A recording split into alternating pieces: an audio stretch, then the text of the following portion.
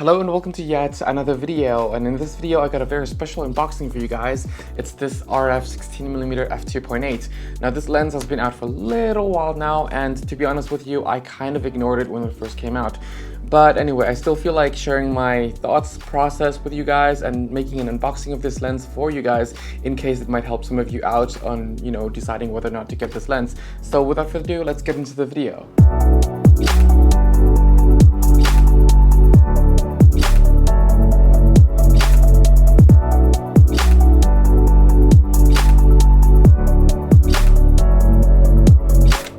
So the 16mm f2.8. Now this lens has been out for quite a few months now, and as I mentioned earlier, I kind of ignored this lens when it first came out simply because I thought it was kind of just a joke, in quotation mark. Not to say anything that the quality is bad or anything. I have seen many image samples that the quality is actually quite nice, even mounted on the R5, but it's just that its weather sealing is not there, and of course you're not going to be expecting weather sealing from a lens of this class, but still, like, I much prefer a lens with weather sealing, and I much prefer a lens with, more options than what this lens actually gives you. And the flaw of the optics is still there, but it's just been nicely corrected with the internal camera software. But yeah, but then I started carrying this beast around in Thailand, and it just became kind of heavy. Not heavy, but like for street shooting it became kind of heavy to disguise, not heavy to hold, but just heavy to disguise. And I just wished I had a pancake lens that's not like a 50mm or a 40mm. And this lens slowly just came into my mind a little bit, and I was like, maybe 16mm pancake wouldn't be that bad. Obviously this is not like a pancake lens, it's still a pretty small lens though.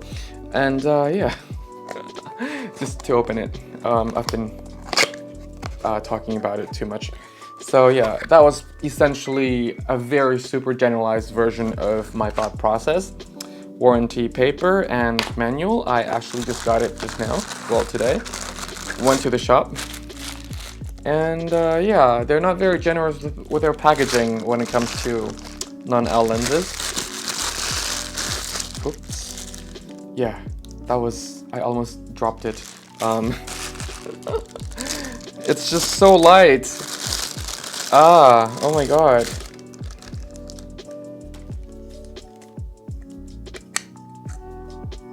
Wow. A lot of people compare this to the 50mm f1.8. I don't have that lens because it's an f1.8. I much prefer shooting with something like an f1.4 or f1.2. Obviously this is 2.8, but yeah, it is what it is. And if I'm shooting a lot of street photography, I guess f2.8 is gonna be okay.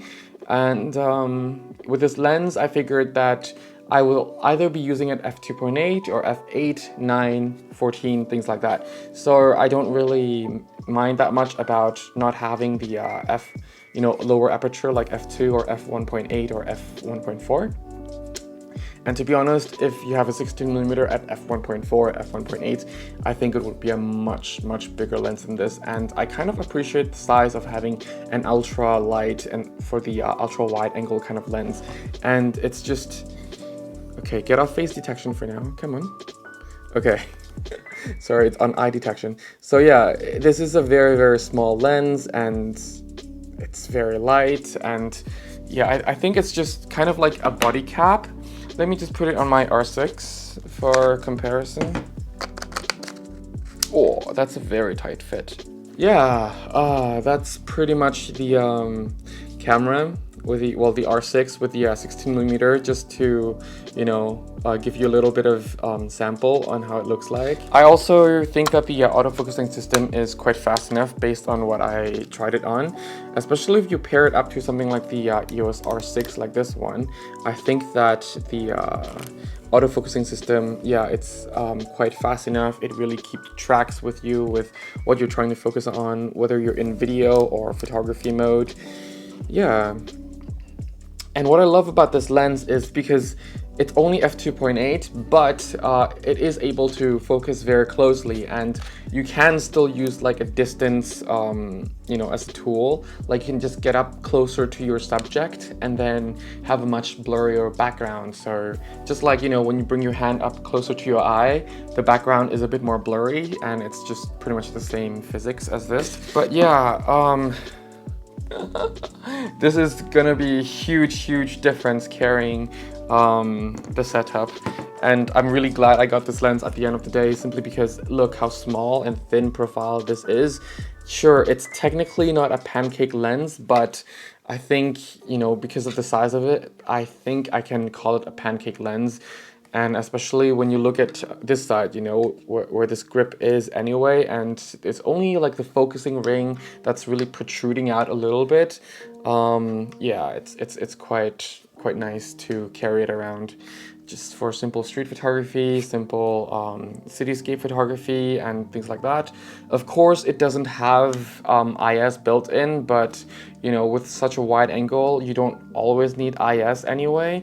Of course, if you're doing video, especially handheld walking kind of video, it's nice to have IS, but you know, hey, for this price and also for the size of it especially, it's just yeah, you can't really complain a lot about it. So yeah, that's it for the unboxing of this lens. I hope that, you know, you can gain something from this video.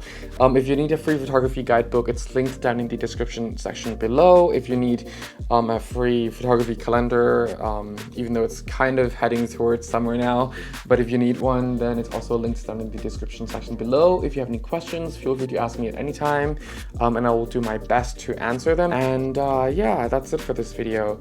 Thank you again very much for watching. I hope you can gain something from this video. I wish you all a great time. Stay safe, have fun shooting. Till next time, bye for now.